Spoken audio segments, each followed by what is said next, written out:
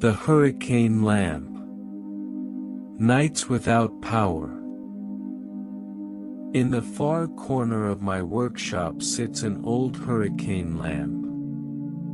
Green metal frame, glass chimney stained with years of soot, a brass knob that squeaks when I turn the wick up. To most people now, it's just an antique, a relic you'd see on a dusty shelf in a second-hand store. But to me, that lamp holds nights of darkness, and a warmth no electric bulb could ever give. When I was a boy, storms came without warning. The sky would darken like a mood turning sour. The wind would rattle the old wooden shutters, the rain drumming hard on the tin roof. I remember my father, moving through the house with calm hands, striking a match, and bringing the hurricane lamp to life with a soft whoosh. The warm flame flickered inside the glass, throwing shadows onto the cracked walls and my mother's tired face. We didn't have much back then. When the power lines went down, there was no TV humming in the corner, no fridge keeping leftovers cold, no buzzing ceiling fan to chase away the thick summer air.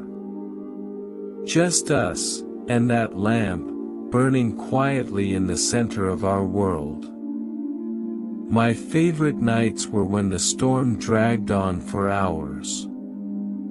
The lamp sat in the middle of the table, its glow pulling us closer together. My mother would pull out her sewing basket, mending torn shirts by that gentle light. My father would tell stories, tales of his boyhood mischief, of walking miles barefoot to school, of promises he made to himself that he'd never break.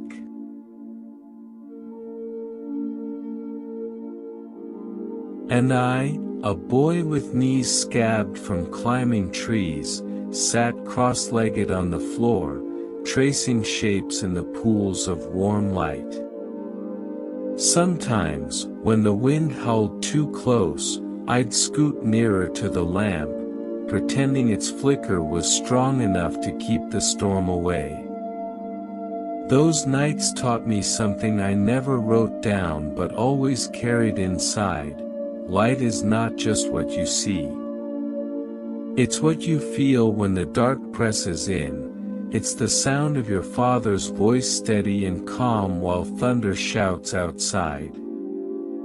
It's the warmth of your mother's needle stitching your torn shirt, proof she believes you're worth mending. Years later, when I became a father, I kept the old hurricane lamp. Not because I needed it, by then, the wires ran strong, the bulb stayed lit. But once, when my boy was small, a storm stronger than any I'd seen knocked the whole block into darkness. The house fell quiet, my son's small voice asked, "Daddy, what if the lights don't come back?" I went to the shed, pulled out the old lamp, and struck a match just like my father did.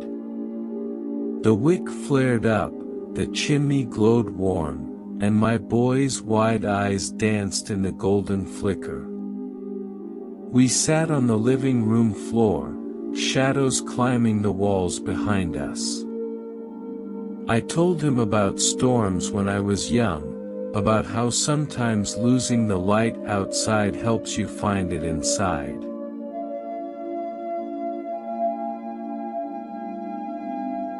He fell asleep leaning against my side, the lamp burning low. And in that moment, with the wind still pushing at the windows, I felt something soft settle in my chest, the knowledge that some warmth you carry forward, from father to son, from dark night to dark night, like a promise whispered through flame. Now, the lamp lives on a shelf above my workbench. I don't need it often, but sometimes, on nights when the world feels too bright and restless, I take it down. I clean the chimney glass with gentle hands, trim the wick, strike a match and watch that small flame bloom. It reminds me that storms come and go, sometimes outside, sometimes inside you. And when they do, you don't need a bright light to chase the darkness out. Sometimes, all you need is a quiet glow, a warm memory, and a voice steady enough to say, "We're safe here. We're together." So the hurricane lamp stays ready, its green frame chipped but sturdy, its brass knob squeaking like an old secret. Maybe one day, long after I'm gone, my grandson will find it, strike a match, and remember that even when the power goes out, the light inside us does not.